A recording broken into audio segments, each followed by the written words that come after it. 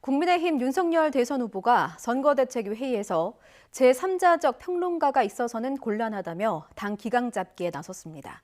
사실상 이준석 대표를 겨냥한 발언에 이 대표는 바로 발끈했는데요.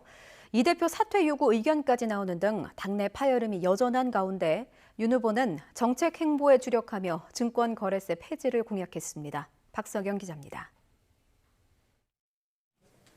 배우자 김건희 씨 사과 회견 다음 날 아침 선거대책위원회 회의를 주재한 국민의힘 윤석열 대선 후보. 작심한 듯 당내 기강 잡기를 하면서 선대위 직책을 내려놓은 뒤 연일 비판적 발언을 내놓고 있는 이준석 대표를 겨냥한 말을 이어갔습니다. 선거가 얼마 남지 않아서 비상 상황이고 가장 중요한 시기입니다. 누구도 제3자적 논평가나 평론가가 되어서는 곤란합니다.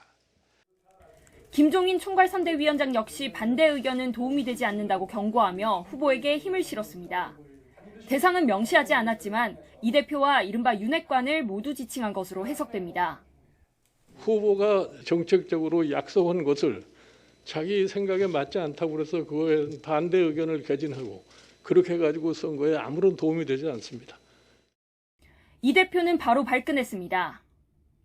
자신의 SNS에 글을 올려 당대표가 당을 위해 하는 제언이 평론 취급을 받을 정도라면 언로가 막혔다는 인상을 줄 수 있다고 맞받아친 겁니다. 비판자적 평론가가 있으면 안 된다고. 내용 그래서 지금 해석하기 어렵겠는 거 아니에요?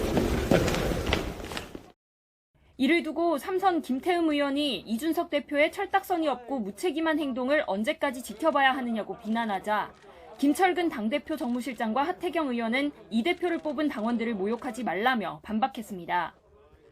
비공개 총회를 연 초선 의원들 가운데에선 이 대표 사퇴를 촉구하는 강경 발언까지 나온 것으로 전해졌습니다. 우리 당 대표의 최근의 언행으로 인한 여러 가지 문제라고 할까요? 그것의 이제 중심적인 논의의 대상이었습니다. 굉장히 폭넓은 스펙트럼이 있었습니다.